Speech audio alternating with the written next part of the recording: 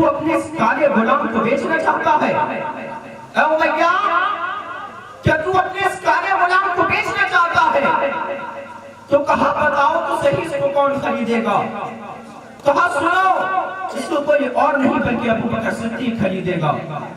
بولا بتاؤ اس کالے غلام کے اس سیاہ غلام کے تم کتنے پیسے دینا چاہتے ہو؟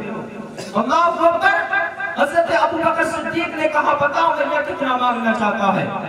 کہا سنو میں اس کو 100 درہم میں بیچوں گا۔ اللہ اکبر۔ ابو بکر صدیق نے سودا منظور کر لیا۔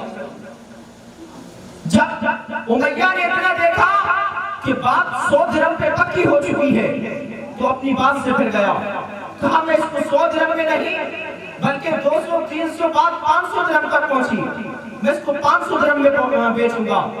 ابو بکر صدیق نے کہا مجھے یہ بھی منظور ہے۔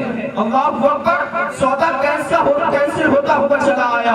اب بات 500 درہم سے ہٹ کر کے 1000 درہم پہ پہنچ گئی۔ کہا ابو بکر صدیق نے مجھے یہ بھی منظور ہے۔ کہا تمہارے ساتھ یہ گورا غلام آیا ہے مجھے یہ بھی چاہیے۔ کہا مجھے یہ بھی منظور ہے۔ کہا اتنے اوقیہ سونا چاہیے۔ کہا مجھے یہ بھی منظور ہے۔ اللہ اکبر۔ آپ جب حضرت بلال کو وہاں سے لے کر کے چلنے لگے تھے، جب وہاں سے خرید کر کے لے کر کے چلنے لگے تھے تو امیہ نے کہا تھا، اے امیہ نے کہا تھا، اے ابو بکر صدیق میں نے تو سنا تھا مکہ کے تاجر بڑے ہوشیار تاجر ہیں، میں نے تو سنا تھا مکہ کے تاجر بڑے ہوشیار تاجر ہیں، آج آپ کو دیکھ کر کے یہ پتہ لگ گیا کہ مکہ کے قدرے پہ مقروب تاجر ہیں، آج مکہ کی گلیوں میں لٹ کر کے جا رہے ہیں۔ اللہ اکبر۔ کہا ابو بکر صدیق کا ایمان بولا تھا۔ کہا تھا اے امیہ تو کس پہلے کی بات کرتا ہے، تو کس کو منافع کرنے کی بات کرتا ہے؟ کہا تم میرے ہاتھوں پر بھی رکھ کر کے جا رہے ہو، تم میرے ہاتھوں پہ کر کے جا رہے ہو۔ اللہ اکبر۔ امیہ نے جب اتنا سنا، سننے کے بعد کہا تھا حضرت ابو بکر صدیق نے، اے امیہ تو کس کو لوٹنے کی بات کرتا ہے؟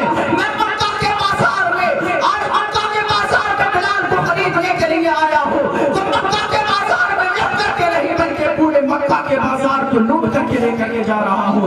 بتاؤ کس لیے لوٹ کر کے لے کر کے جا رہے ہو؟ کہا سنو اگر بلال کی قیمت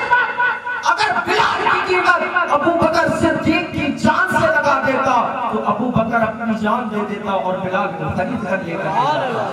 تو نے قیمت بہت کم لگائی، تو نے کوڑیوں میں قیمت لگائی، اگر قیمت لگاتا تو ابو بکر اپنی جان کو بھی دیتا۔ ٹائم کریں اپنی گفتگو کو وہیں لے کر کے چلو۔